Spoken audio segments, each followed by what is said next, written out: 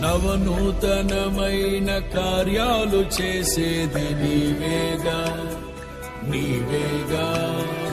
అత్యున్నతమైన స్థలములపై నడిపేది నీవేగా నీవేగా. విధినే ఛేదించి నీవు భువినే వెలిగించగా, స్తుతినే నా నోట పలికించి బహుగా